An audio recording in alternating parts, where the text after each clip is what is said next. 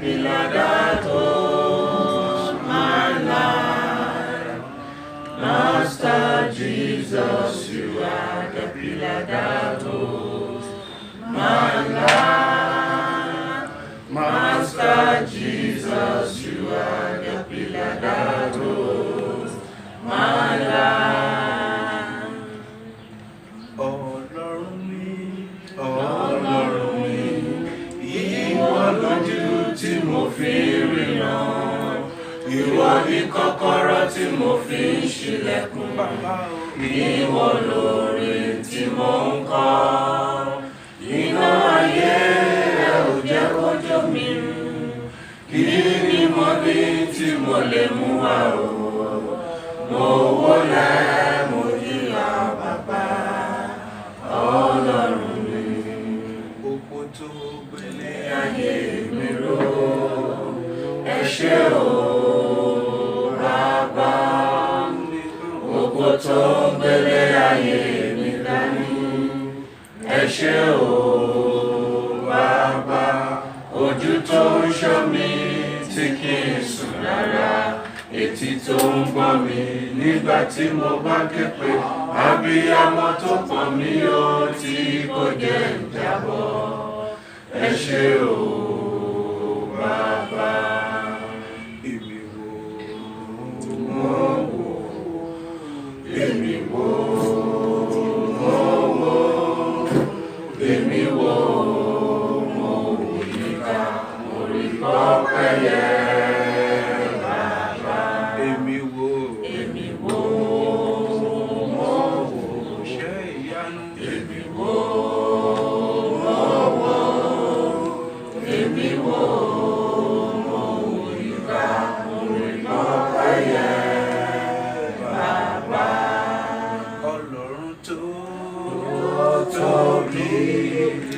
Ọlọ́run bàbá àgbà, Ọlọ́run tó tóbi, Ọlọ́run bàbá àgbà, ayé ò gbà rárá o, ó fọ́run ṣe ibùjókòó, ayé ò gbà rárá o, ó fàyè ṣe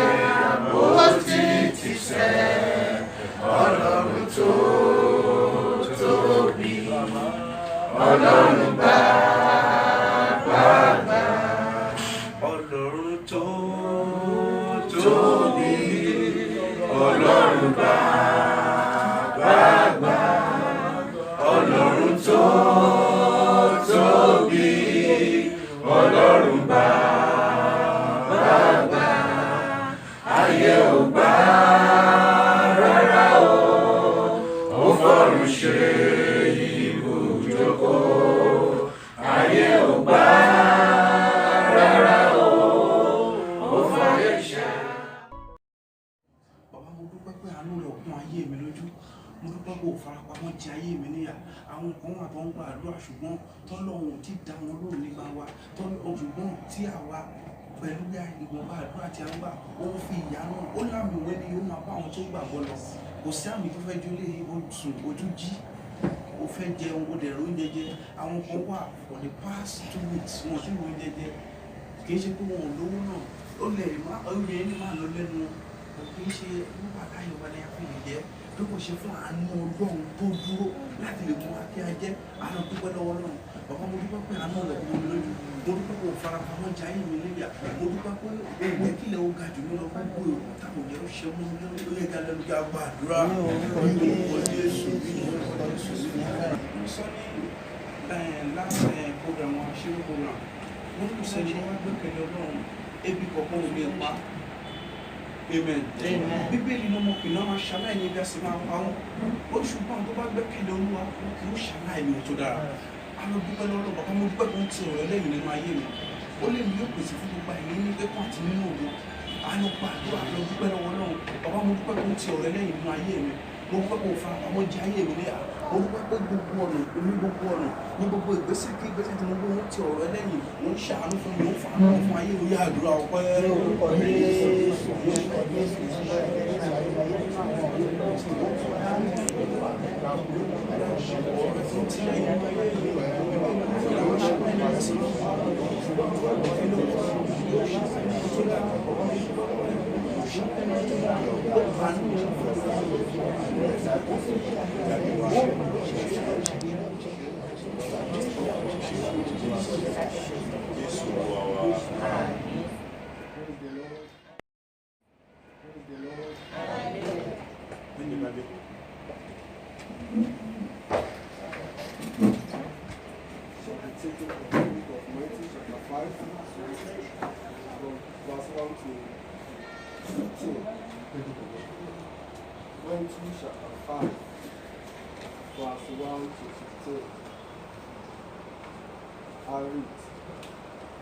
And seeing the multitude, he went up into the mountain, and when he was set, the disciples came to him, and he opened his mouth and taught them, saying,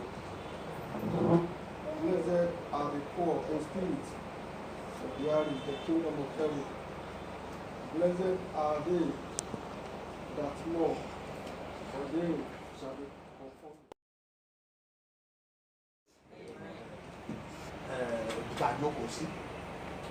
Ìtàjókòó sí, ẹ má jẹ́ àdìgbò. Not for us to be comforted. Bọ̀bọ́ mi wọ́n ṣáà ṣe sọ fún mi pé ká jókòó. Ẹ jẹ́ ká dúpẹ́ lọ́wọ́ Ọlọ́run. Èèyàn tó bá lówó, tó bá ní DSTV, tẹ́ ẹ̀ bá ń wò tẹ́lẹ̀, I want you to watch it more. The TV station called Al Jazeera. Ẹ rí àwọn nǹkan tó ń ṣẹlẹ̀ tàbí láti kí ni a dúpẹ́ lọ́wọ́ Ọlọ́run. A dúpẹ́ lọ́wọ́ Ọlọ́run. Ọlọ́run fún wa lórí ọ̀fẹ́ tó pọ̀ gan-an. Àná mò ń sọ fún ìyàwó mi ní tó bá tẹ̀ jẹ́ àwọn tó ń dá padà wá láti Cameroon la jẹ́ kan lára wọn. Kí là á ṣe? Bóyá lè ní tọ́nà lẹ́nu tí mo sọ pọ̀. So mo fẹ́ ká ronú jinlẹ̀ kó o fi lè fi mí sí position tí mo wà yìí ìwọ Ọlọ́run dúpẹ́.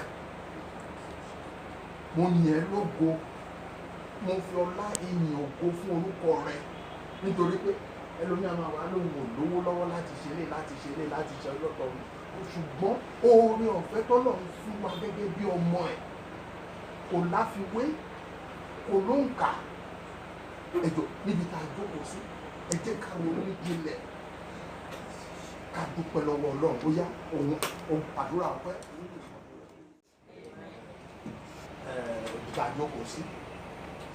Ìtàjókòó sí, ẹ má jẹ́ àdìgbò. Dúpẹ́ ní Ọlọ́run fún àkókò báyìí.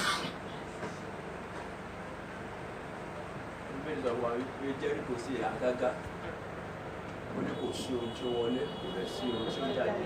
Àkókò yẹn la fi bí Jábésì. Praise the living Jesus. Ṣùgbọ́n bẹ́ẹ̀ ká mọ kíní kan Psalm 23 oníkó Olúwa ni olùṣọ́ àgùntàn. Nígbà tí mo wẹ̀ lára mẹ́sẹ̀jì yẹn bọ̀ wá, kò lè sí olùṣọ́ àgùntàn tá a fi àgùntàn ẹ̀ sílẹ̀. Ká jẹ́ kí ìyàwó jẹ àgùntàn ìyà ò ní jẹ yín ní àkókò rẹ̀. Bẹ́ẹ̀ kí a gba àdúrà ká sọ fún Ọlọ́run, àdúrà tá a kọ́ sáré gbà tó níṣẹ́jú yẹn ò pọ̀. Pé Olúwa ní àkókò báyìí, Ọlọ́run má jẹ́ kí àánú rẹ̀ fi mi sílẹ̀. Lórúkọ Jésù kò bá ní àdúrà lọ́wọ́ Jésù. Orúkọ Jésù Kristi ní àgbà àdúrà. Àdúrà kìí ta fẹ́ gbà ní wípé Olúwa àṣìṣe ìgbà ẹ̀mọ́ mi. Ọlọ́run má jẹ́ ó bá ọjọ́ ọ̀la mi jẹ́. The error in my past, don't allow it, oh Lord, to destroy my future. Olúwa àṣìṣe ìgbà ẹ̀mọ́ mi. Ẹlòmíràn bá àṣìṣe ìgbà ẹ̀mọ́ ni ìyàtọ̀ ẹlòmíràn ṣe jẹ títí di àkókò yìí. Jẹ́ ká sọ fún Ọlọ́run Olúwa, jẹ́ kí àánú rẹ̀ yanjú àṣìṣe ìgbà ẹ̀mọ́ mi. Ẹ jẹ́ alẹ́ mọ́ kí àgbà ní àdúrà bàbá nìkan.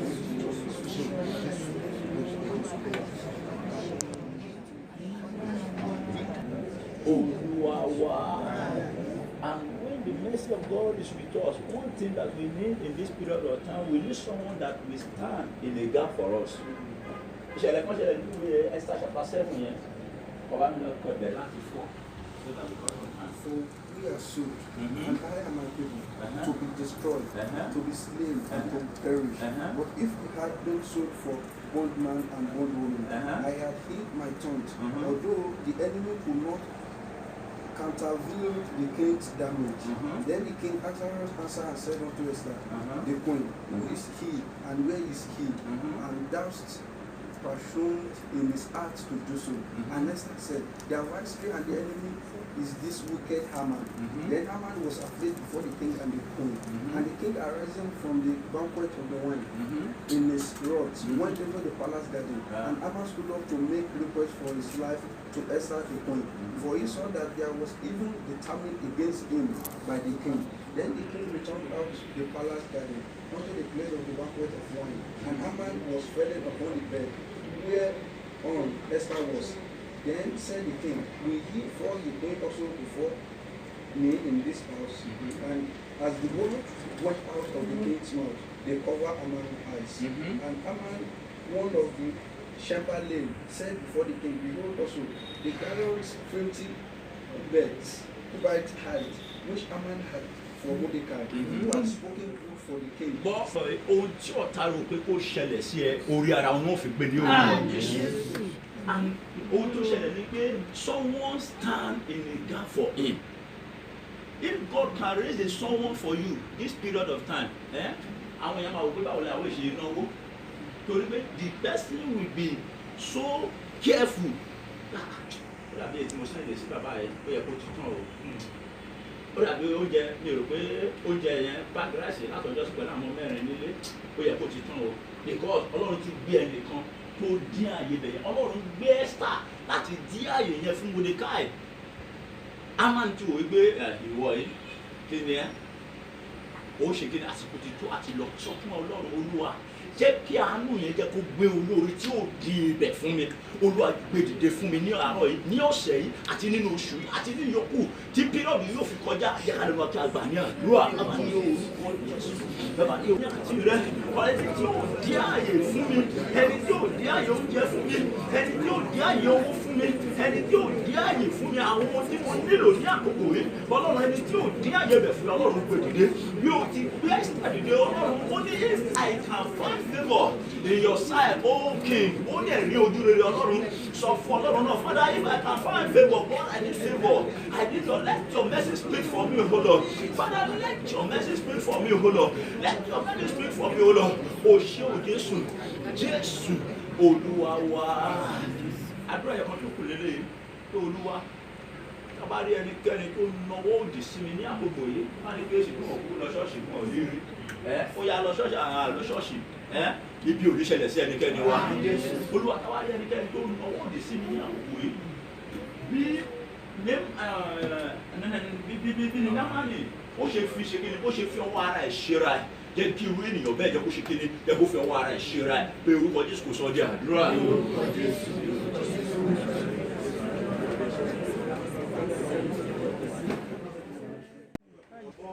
Ọwọ́ tó ràn ọ́ lọ́wọ́ lórúkọ Jésù ọwọ́ náà lè ṣíwọ́ iṣẹ́ lọ́wọ́ àánú Ọlọ́run àwa rí àánú Ọlọ́run àwa.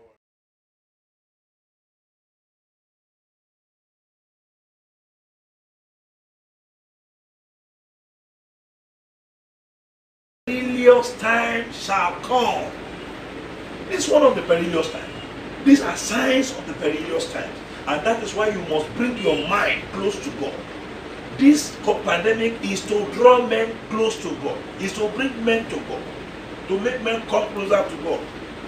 If El-Rufai have not believed God before, I know he has believed God now. All the statement that he used to say, blah, blah, blah, blah, since he passed through the pandemic, did you hear him saying such a thing again? Ǹjẹ́ gbọ́ kó tó máa sọ̀rọ̀ ìsọkúsọ tó ń sọ níjọ́sí yẹn mọ́? Tó wò pé àwọn tó lágbára ju òun lọ ní àsọ̀rọ̀ kúkú, òun survive ẹ̀ orí ọ̀fẹ́ lórí gbà, àánú lórí gbà. Ìkẹ́jì tán, àwọn tó pa àwọn tí kìíní yẹn ṣe, wọ́n tó bá ròyìn àwọn kan tó ju àwọn ń rí, àwọn tó survive ẹ̀, wọ́n ní ẹnìkan sọ pé òun ò gbàdúrà kó mú ọ̀tá òun nígbà tó sọ testimony ẹ̀ lórí television. You see, which means it's a terrible thing. I pray for you. You will not contact coronavirus. Amen. Coronavirus will not locate you. Amen. Coronavirus will not know your abode. Amen. Coronavirus will not afflict you. Amen. Coronavirus will not pandemic you. Amen. Pandemically, you will not fall a victim. Amen. In the mighty name of Jesus. Amen. Number 3, Luke chapter 6, verse 36.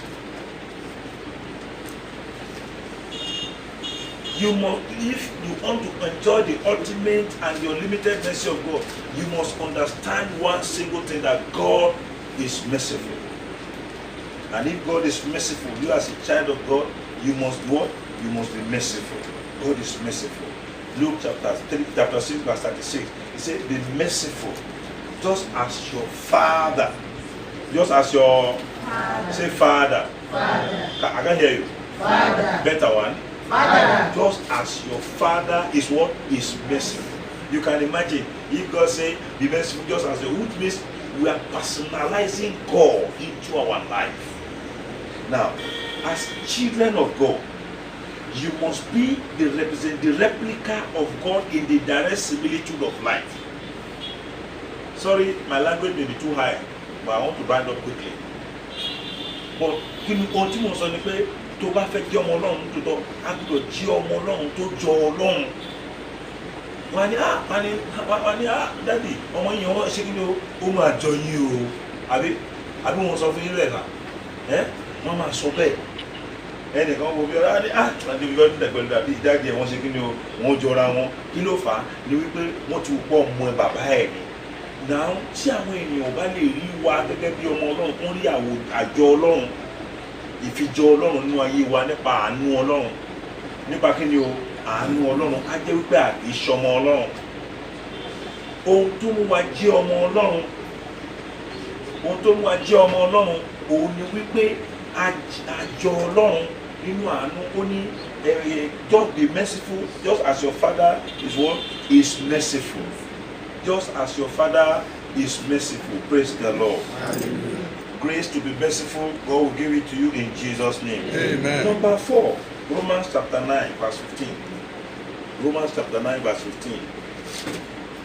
For it says to Moses, I will have mercy. I will have mercy on whom I will have mercy. Ó sọ fún Mósè pé èmi ó ṣàánú fún ẹni tí èmi ó ṣàánú fún. And have compassion on whom I will have compassion. Listen, which means mercy of God is not for everybody. Is it for everybody? No. Àánú Ọlọ́run kì í ṣe fún gbogbo ènìyàn. Ọ̀nà tẹ́nìkan gbà tó kú, ẹlòmíràn kan dẹ̀ gbà, á tún débi àtúkọ́kọ́ yan. Àtúnyọ̀ padà kí ni wọ́n tó ṣẹlẹ̀ ń bí láàrin ìjọsí ẹ̀sìn ìdáná tó ṣẹlẹ̀ ń bẹ́ jàre ẹ máa sinmi. Bẹ́ẹ̀ ni mẹ́wàá dẹ̀ ṣẹlẹ̀ ń bẹ̀, àbí mẹ́wàá ṣẹlẹ̀ ń bẹ̀. Pẹ̀lú pásọ̀ àwọn òkèlè kan earthquake lọ́sàn-án gangan, àwọn èèyàn kan lówó kan lọ, àbí ilẹ̀ kan dẹ̀ mì, àwọn tó ti wọ bọ́ọ̀sì kí ni wọ́n ṣe, wọ́n bọ́ sí pé àti dírẹ́bà àti olúkálùkù yìí eré gidigidi. Why? Right there some àwọn tó kú yẹn kì í ṣe wípé wọ́n ṣe o, àwọn tó kú yẹn kì í ṣe pọ́lọ̀ nǹkan ló dá wọn o, ṣùgbọ́n kí lè àwọn tó ń bọ́ nínú ewu yẹn kí ni wọ́n rí gbà? Àánú. So you must know that this day God is having mercy upon you, and the mercy of God will give back to the compassion of God. When the mercy of God is rich in your life, then you obtain compassion. Compassion is attached to it, and the compassion is what will build the favor of God upon your life. Then you carry the grace, and then you now say, I have seen the Lord goodness, His mercies and compassion. I have seen the Lord goodness. Hallelujah, praise them. Because the mercy is in place, compassion is in place, favor come upon it, and then grace can it all. Grace can it all. As you go, the mercy of God that build the compassion of God come upon you in the mighty name of Jesus. Amen. Number 5, Psalm 145 verse 8. Psalm 145 verse 8. Yes. The Lord is gracious and merciful, slow to anger, and great in loving kindness. Underline slow to anger. Underline it in your Bible. Slow to anger. Slow to anger and great in loving kindness. Gbọ́ ó lọ́ra láti bínú ó sì kún fún àánú. See, slow to anger. Don't because God is slow to anger and continue to sin. Abi? And after all, our God is a compassionate God. He's slow to anger and continue to sin. Look, God will be with you. Every unrighteousness is a sin. Then if you want to enjoy the ultimate and unlimited mercy of God, then run away from every appearance of sin. Though he may be slow to anger, yet his loving kindness endureth forever. As you go, the loving kindness of God that will surpass the anger of God come upon you in the mighty name of Jesus. Because it is the loving kindness that give us edge over the wrath of God. Left for man, we have no place to stand in the presence of God because of our sin. But for his loving kindness, for his loving kindness, for his loving kindness, for his loving kindness.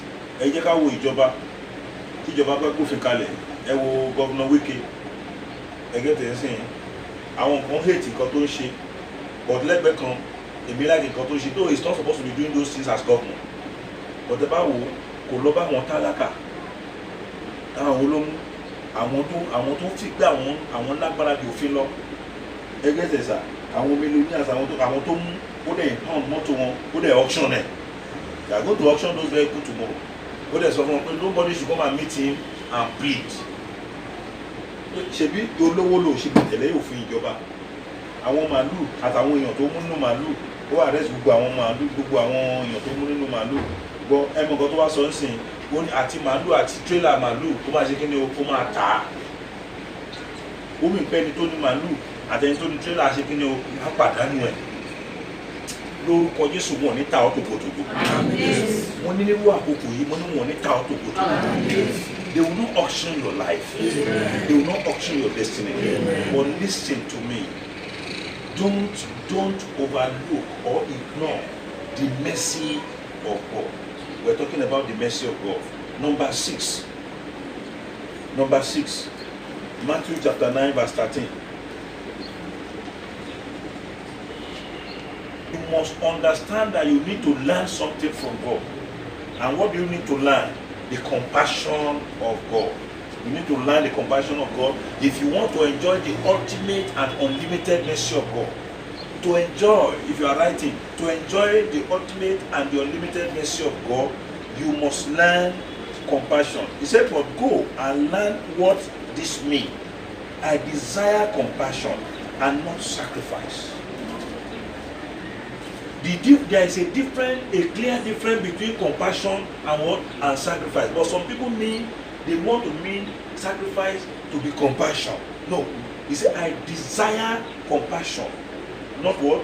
Not sacrifice, and not sacrifice. For I did not come to call the righteous.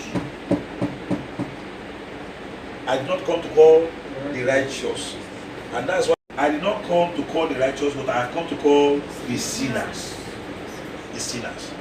And you see, because we still sin is why God's mercy is great upon our life. But that does not mean that we should continue to sin. You see, Africa, for example, our Iyodudu, ẹgbẹ́ sẹ́yìn ẹgbọ́ wo orí wa òní ní orílẹ̀-èdè ènìyàn dúdú àti ká wá sí ewéko. Ṣùgbọ́n àwa ní babalà kan lókè tó mọ̀ pé ṣẹrẹ́ ni wá. Àbí? Now, ẹ wo Trump nígbà tó kọ́kọ́ débẹ̀ ẹjọ́ sí ó ní àwa èèyàn pé we are animal. Àwa èèyàn dúdú pé ẹranko ni wá. Ó bú Buhari, ó ta sí Buhari dáadáa. Ó bú Nàìjíríà, ó ní Nigerians are behaving like monkey. Ó lóun fẹ́ rí gbogbo àwọn èèyàn dúdú lórílẹ̀-èdè Amẹ́ríkà mọ́. Ó ní kó máa lọ. Number 7, good. Psalm 23, verse 6 is a common passage. Psalm 23, verse 6. When the mercy of God is upon a man, he says, surely goodness and mercy. Underline it. surely goodness and mercy, which means, look, whether you believe it or you don't believe it, after the anointing this morning, goodness and mercy will locate your life. Bí ènìyàn fẹ́, bí ènìyàn kọ́ ó gbàgbọ́ ó lẹ́yìn ìfàmìlì ọ̀tá àárọ̀ yìí gbọ́ ojú àánú ire àti àánú ṣe kí ni o yóò máa tọ̀ ọ́ lẹ́yìn.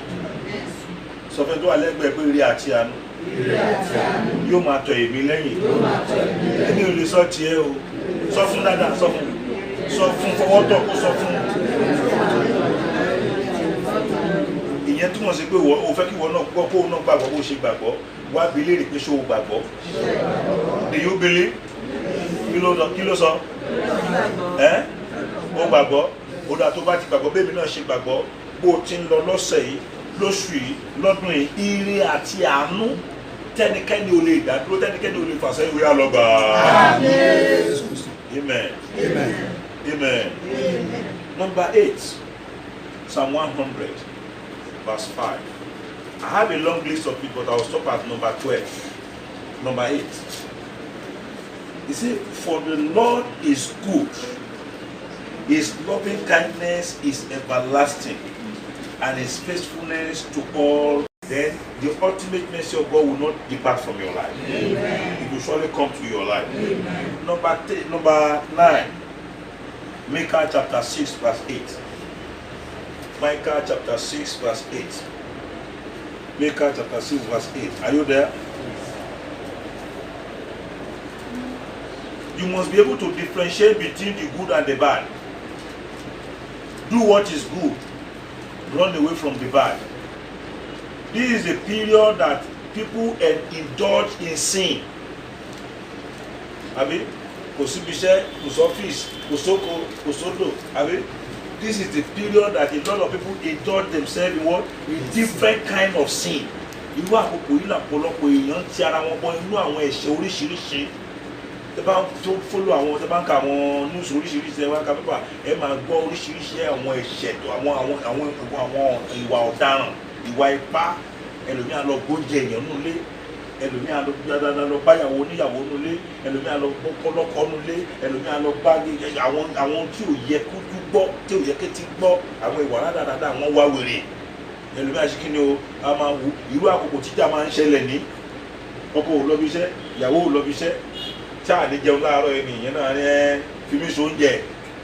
Ṣé ìyàwó ní ìjà ò ní ṣẹlẹ̀? Ṣé wàhálà ò ní ṣẹlẹ̀? Ṣáwọn ọmọ ò ní jẹun ní? But a nílò kí ni o, àánú Ọlọ́run. A nílò àánú Ọlọ́run. Maybe what I'm saying you don't understand. This is a period that the devil can steer so many unnecessary and unhealthy behaviors. Ẹgbẹ́ tẹ̀ ń sìn, a wò pé má wọ̀rì, tó bá àti oníṣẹ́ tó fẹ́ gbé fún ẹ, gbàgbó lọ́pàá yẹn wá wọn á fẹ́ ní 10,000 naira, a wò pé 10,000 naira lọ́wọ́ kan ìgbà mélòó, òun á bá lé, abẹ́ẹ̀kọ́. And before you know it, a lot of atrocities have been committed in this period. But you see, he said, Micah has said, he that told you, O man, he has told you, O man, what is good. Micah chapter 6 verse 8. And what does the Lord require of you? But to do justice, to love kindness, and to walk humbly with your God. Underline justice, underline kindness, underline humble. To be humble. To be humble, meaning that you are overpassing judgment. When you are humble, you are putting judgment behind you. But when you are not humble, judgment will catch you. Humility is about obedience. Hello? Am I in the house? Yes. Good. Humility is about obedience. But disobedience is about justice. When you are humble, you are evading, you are putting justice behind you. Justice cannot catch you because humility beats justice. But when you are not humble in the face of the Lord, listen to me, the wrath and the judgment of the Lord will catch up with you. So let us be obedient. I know why I'm highlighting this. Some of us are not obedient. Use your face mask. Most of our èèyàn tó gòkadà mẹ́sà tó lókadà bá ń sọ̀rọ̀ mo ti gòkadà rí tẹ́nìyàn ti yó láàárọ̀ kùtùkùtù.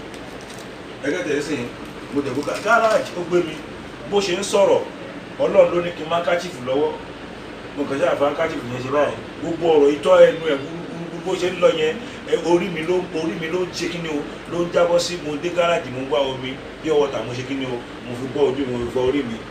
The same thing with coronavirus. Sir, that is how you contact it.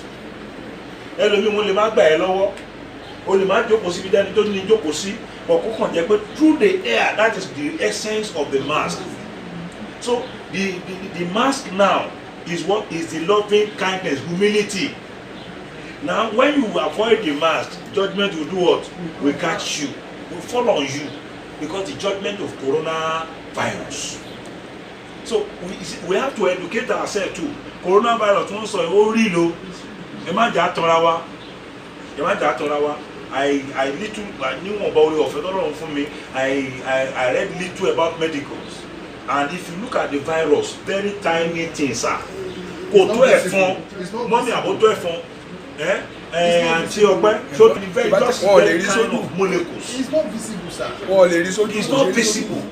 Ẹgbẹ́ tọrọ ní sí ibi tó ẹ̀wò ó dẹ̀ lé odidi géńdé ó dẹ̀ ṣe kí ni ó dẹ̀ mú odidi géńdé balẹ̀ ní àná ní state yìí kò tí ì ṣẹlẹ̀ níbẹ̀ ní Zamfara ní àbíkínní kan 10 people died èèyàn 10 nígbà tó wọ́n ní láàrin ìjọ 5 péré 100 people àbí mi ò fi hàn yín lánàá mo fi grave wọn hàn yín lánàá tí wọ́n ń ṣù ẹ̀ wọ́n fi obi tó ń sin wọ́n sí 100 ènìyàn láì ṣẹ̀fọn ibi tó bá ti rí 100 eṣinṣin tó kóra wọn jọ sójú kan ó ní sọ pé kí ló ṣẹlẹ̀ ń bí eṣinṣin ni mò ń sọ yìí o aáyán tó bá kọ́ 100 aáyán sójú kan nísìnyí kí ló máa ṣẹlẹ̀ ẹ̀rọ abáyàn ká tó wá sọ ènìyàn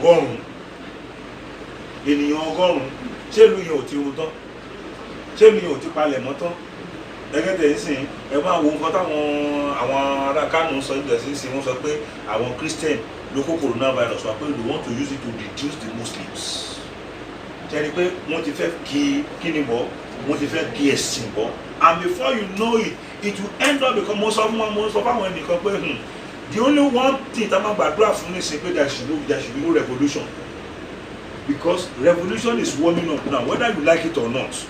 If there is any lockdown now more than 1 month, before you know it, people only 4 weeks péré àwọn 1 million boys ṣe kí ni wọ́n yà dé lẹ́kọ̀ọ́ apá ìjọba ọ̀kadà àánú Ọlọ́run ló dá dúró ẹgbọ́ ṣèbí nínú ẹ̀ nísìnyí àwọn kidnapper ṣì ń kidnap ókè wọn ò jẹ́ káwọn èèyàn wọlé látọ̀nà Kàbàlá náà nísìnyí wọ́n kidnap kílẹ̀ tó mọ́ àbí náà wọ́n àdúrà kan ṣoṣo tí mo gbà ní pé tí kú bá ń pa lọ́tún tó bá ń pa lọ́sì tó bá ń ṣe lọ́tún tó bá ń ṣe lọ́sì ìwọ àti ilé rẹ lórúkọ Jésù kò ní kàn ọ́ àtẹ̀mí àti ẹ̀yin àti gbogbo alábọ̀pọ̀ ní kò ní kàn wá ṣùgbọ́n ẹ jẹ́ ká tẹ̀lé ọ̀rọ̀ Ọlọ́run. Let us live by what? By the word of God and by the law. Àdá ẹ̀ṣẹ̀ àdá òfin àdá ènìyàn nítorí òfin ṣùgbọ́n àdá òfin nítorí ènìyàn. Man was not created, man was not made because of the law, but the law was made because of men, and the law will catch up with the offenders. So let's be obedient. Praise the Lord. Tó o bá ní kankan ṣe ní gbòòrò jókòó sílé ẹ̀. Mo sọ fún àwọn ọmọ mi lánàá, mo ní ìjẹta àbí ṣé ìjẹta kọ́ ni mo sọ̀rọ̀ yẹn, pastor àbí mo ní kẹ́ṣọ́ra níwájú ilé, mo ní mi ò mọ nǹkan tó fẹ́ ṣẹlẹ̀, gbọ̀dún tó ló wá fi hàn mí. Ó di gbà mẹ́rin ọ̀tọ̀ọ̀tọ̀ máa kàn sáà dédé rí pé something like bí ìkún àti wọn máa ń yìnbọn ló tí o àádẹ́ máa gbàdúrà gbogbo alábọ̀pẹ́ tó ká máa gbà ládùúrà ẹgẹ́dẹ̀ sí because àwọn Haúsá yẹn sì fẹ́ jà àwọn Boko Haram ṣe kí ni o they are gathering momentum. They want to seize this opportunity to invade us, but let us be at alert. Wọ́n sọ fún ọmọ ní ẹ̀wò lẹ́nu jẹ́ mẹ́ta ẹ̀ má gbogbo síwájú bẹ́ẹ̀ bá a ṣe ń sọ̀rọ̀ yẹn alẹ́ òun náà dé kí ló ṣẹlẹ̀ gbogbo wáyà attention yẹn ó bẹ̀rẹ̀ sí ń spa pàápàá mo ní kí ni mo ṣe sọ fún yín láyé àárọ̀ yìí. So you will see God at work. The mercy of God, the mercy of God, the ultimate and unlimited mercy. Number 10, Colossians chapter 3 verse 12. So as those who have been chosen of God, holy and beloved, put on a heart of compassion, kindness, humility, gentleness, and patience. Underline it. Now you are going. Only blessed are the merciful, for they shall obtain mercy. But all of those who did not show mercy, can they get mercy? Eh? Those who are not humble, can they be received humble? Those who are not good, can they receive goodness? Eh? No, angel. As you go, remember that you are a choosing of God. Underline that choosing in your Bible. Choosing. You are choosing of God. Then he said of God, holy and beloved. Put on a heart of compassion. Put on the heart of compassion. Kindness. Put on the heart of kindness. Put on the heart of gentleness. Put on the heart of patience. Gbé ọkàn ìpamọ́ra wọ̀, gbé ọkàn àánú wọ̀, gbé ọkàn ìtẹríba wọ̀, gbé ọkàn orí ọ̀fẹ́ wọ̀, kó bá lè jẹ́ adùn àánú Ọlọ́run èyí tó ga jù. We know that those that enjoy the ultimate mercy of God are people, men and women that uphold the kindness of God, have the heart of humility, have the heart of gentleness, have the heart of what? Patience. And once you have this, surely the mercy of God will not elude your life in Jesus' name. Amen. Number 11, Lamentation chapter 3, verse 23. Ẹkún Jeremiah, orí kẹta, ẹsẹ̀ kẹtàdínlógún. Lamentation chapter 3, verse 23. He said, they are new every morning. Great is thy faithfulness. They are new. Which means as you go, the ultimate mercy of God will be new, will be renewed every day. No day will pass you by without you obtaining the mercy of God in the name of Jesus. Amen. I can hear you, amen. Amen. As you go this week, no day will pass you by. The ultimate mercy of God will locate your life. Amen. For I abide by the word of God. Because the faithfulness of God is great. He said, great is thy faithfulness, O Lord. Number 12, where are we stop? Number 12, where are we stop? Hello? Are you with me? Yes. Ephesians chapter 2, verse 4. Ephesians chapter 2, verse 4. Understand that God is rich. God is what? Hey, let me alone. Rich. And you, if your father is rich, can you be poor? No. Hey, let me alone. No. Even if anybody is cursing you, the curse cannot work. Yes. Last night the Lord spoke to me. The G. The Lord woke me up exactly 1 o'clock. I get the saying, go the G. Only son. And I want to tell you, if anybody is cursing, the curse is going back to the person. Amen. Bí ẹni pé yàn jí mi tó bá mi sọ̀rọ̀ ni, wọ́n tún àwọn pé three dimension. What does this mean? It means pé somebody is doing something somewhere. Yes. Abẹ́kọ̀. Well, that's number 1. Only number 2. Only I want to tell you this. As long as you are on my side and you are with me, I will stand with you to the end. What does that mean? The third one, as of one saying, once of me, tell my people I will fight their battle. And I'm telling you now what he asked me to tell you. That the Lord said he will do what? He will fight your battle. Anybody that is fighting against you, God will fight against them. Amen. Anybody that is abusing you, back to them. Amen. Anybody that is causing you, they are falling victim. Amen. Because you are on the Lord's side, you are standing with God, and one with God is what? Is a majority. Hallelujah. Hallelujah. Hallelujah. Hallelujah. He said something here. He said, but God, being rich in mercy. Underline it in your Bible. I want all these passages I ask you to underline. When you get back home, study it again, you will understand it better.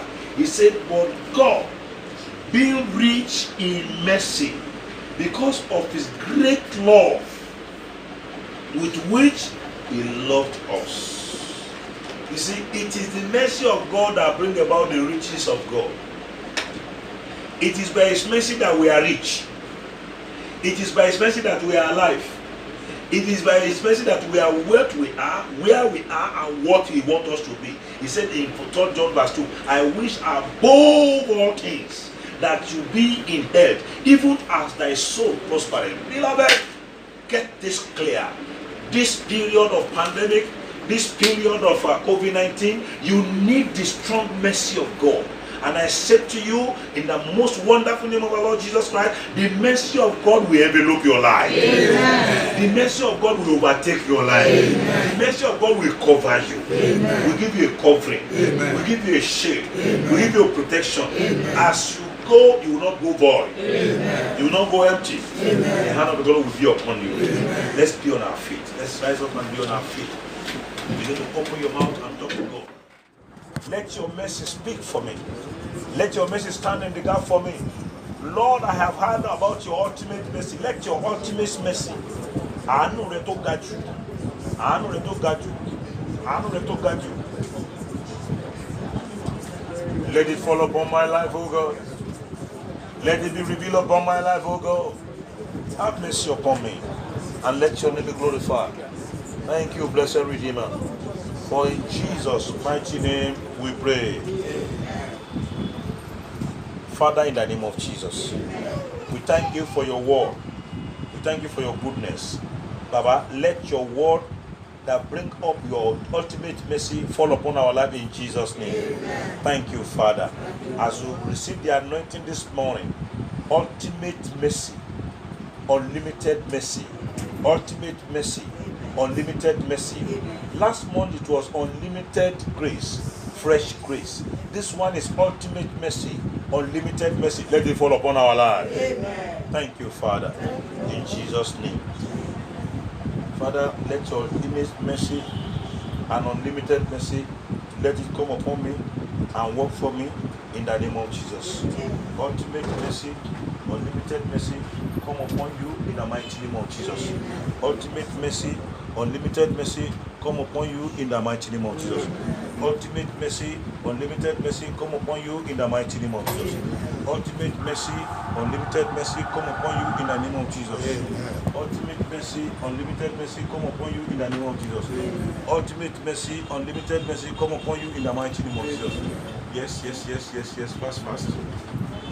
Ultimate mercy, unlimited mercy, come upon you in the name of Jesus. Ultimate mercy, unlimited mercy, come upon you in the name of Jesus. Ultimate mercy, unlimited mercy, come upon you in the name of Jesus. Ultimate mercy, unlimited mercy, come upon you in the name of Jesus. Emma sọ fún Ọlọ́run, ultimate mercy, kó ṣe ń kàn lórí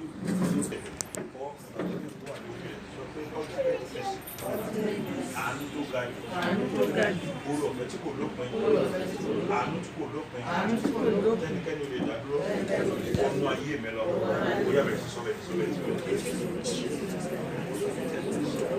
In Jesus' mighty name we pray. Amen. Now, as you go this week, the unlimited mercy of God, the ultimate mercy of God, locate you wherever you are in the mighty name of Jesus. Amen. As you go this week, the ultimate mercy, unlimited mercy of God, without hindrance, come upon your life in the mighty name of Jesus. Amen. It shall be well with you. Amen. Tó di tó níṣẹ́ tí ò tí níṣẹ́, tó di tó lọ́kọ tí ò lọ́kọ, tó di láya tí ò láya, tó ti rí ọ̀nà àbáyọ kan tí ò tí sí, ó yá àánú Ọlọ́run tó ga jù, tá pé ìyanu rẹ jáde, tá pé ayẹyẹ rẹ jáde, tá pé ọjọ́ ayọ̀ rẹ jáde, ó yá kó gbàlẹ́ ọ̀rẹ́. Láti òní lọ, wàrà àánú gbà. Ìyanu àánú kó wọnú ayé rẹ. Kó yin Ọlọ́run lógo, àṣẹ́gun, Jésù Olúwa wa. Amen.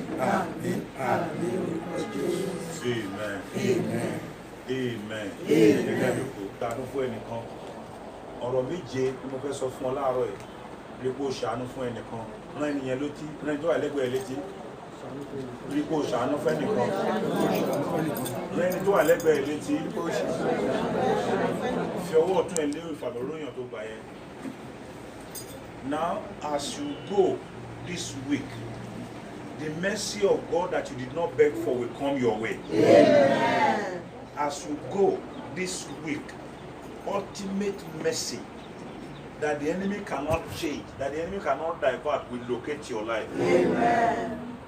This week, the Lord will bless you. Amen. You will enjoy the fiat of His goodness. Amen. The glory of God will shine forth in your life. Amen. You will step from glory to glory. Amen. From glory to glory. Amen. Favor that you did not beg for, money that you did not beg for, clothes that you did not beg for, gifts that you did not beg for, this week, this month will get to your hand. Amen. Promotion that you did not beg for, they will release it to you. Amen.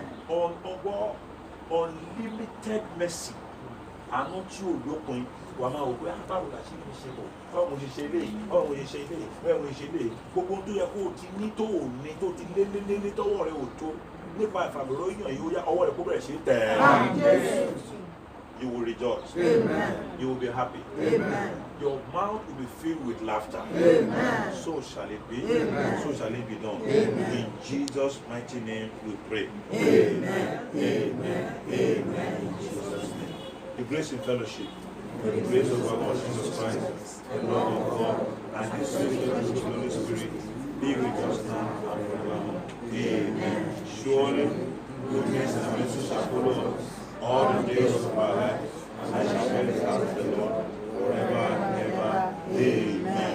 Amen. Amen. In Jesus' name. Praise the Lord. Hallelujah. Praise the Lord. Hallelujah. Praise the living Jesus. Hallelujah. Amen. Amen. Ojú ẹnìkan tí ẹ̀rí àmì sọ fún dáadáa. Lẹ́ẹ̀kan sí ṣó gbàgbọ́. Amen. God bless you. God bless you in Jesus' name. Àkó ìsinmi òní.